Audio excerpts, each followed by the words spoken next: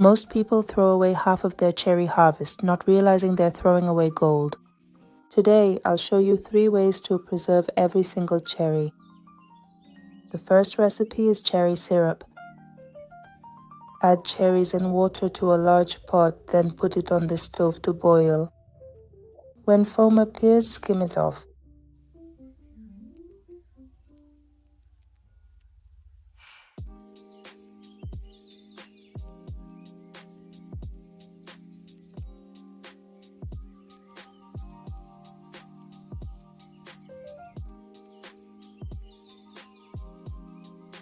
Once it comes to a boil, cook for 30 minutes. Once you have allowed the mixture to sit undisturbed for at least 30 full minutes to ensure maximum infusion, you should carefully take a fine mesh strainer and begin the process of straining the liquid into a clean container, making sure to remove all of the solid particles completely for a smooth result.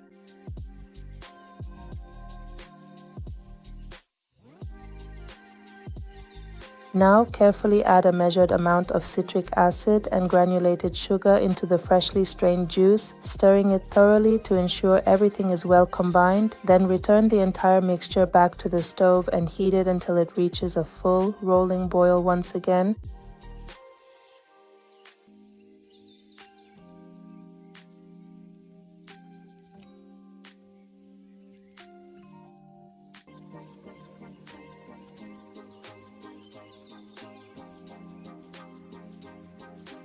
Pour the hot juice into clean glass bottles.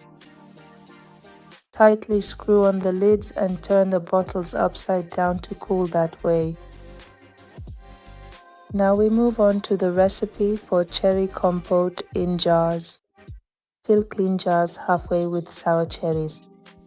You can remove the pits, but you don't have to.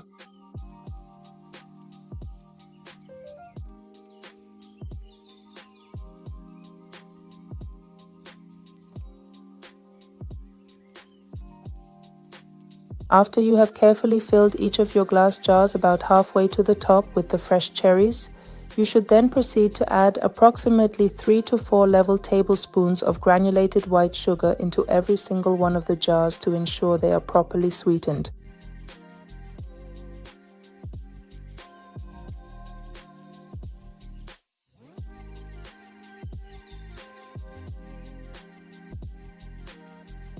Then pour water to the top.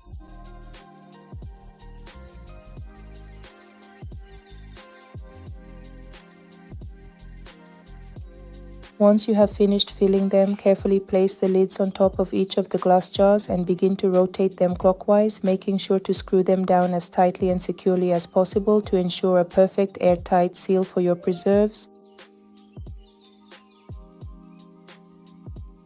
This compote needs to be pasteurized.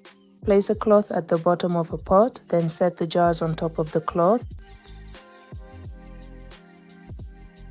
Carefully begin the process by pouring a sufficient amount of clean water into your pot or container, making sure to continue until the liquid level rises high enough to reach exactly 2/3 of the way up the sides of the glass jars you have prepared for this specific task.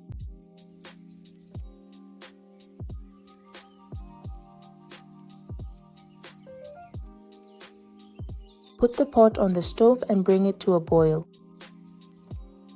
Once it boils, gently cook for about 15 to 20 minutes until tender. After 20 minutes of cooking, carefully remove the hot jars from the pot and turn them upside down onto their lids. Leave them like that until they are completely cool.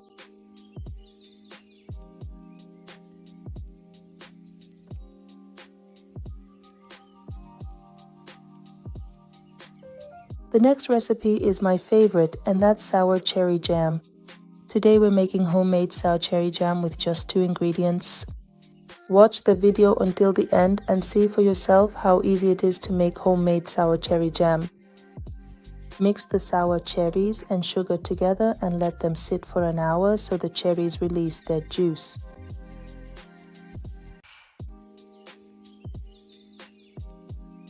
After an hour, the cherries have released their juice, and now we'll put them on the stove to cook.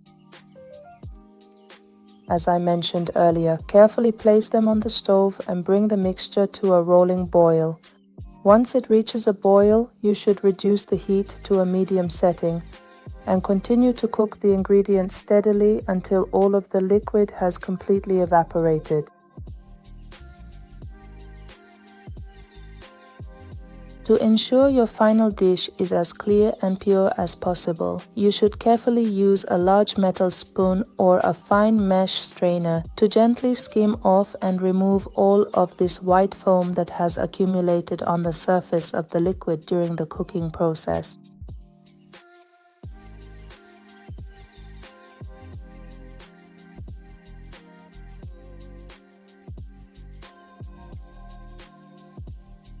You need to stir the jam so it doesn't burn. When you are making homemade jam, it is absolutely essential to let the mixture simmer for a long time because almost all of the liquid and water content currently inside the pot needs to slowly evaporate away until the fruit reaches the perfect thick consistency. Once you notice that your homemade jam has reached a thick and glossy consistency that looks exactly like this, you should carefully take 1 or 2 generous spoonfuls of the hot mixture and place them onto a small chilled plate. After that, you need to carefully carry that plate over to your refrigerator and find a flat spot to let it sit undisturbed for at least 5 full minutes so the jam can properly cool down and set for the wrinkle test. After 5 minutes, once it has cooled, you'll see if you like the thickness. If the jam doesn't run back together, it's done. Carefully pour all of the hot jam into freshly cleaned and sterilized glass jars.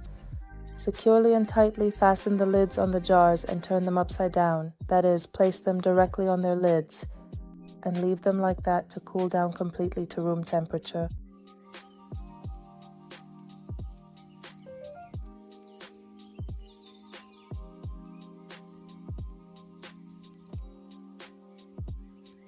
Let's take a moment to really think about what it means to protect something that is truly important to us. When we say, let's protect it, we're not just talking about a simple action. We're talking about making a commitment, about dedicating ourselves to keeping something safe and secure because it matters more than anything else.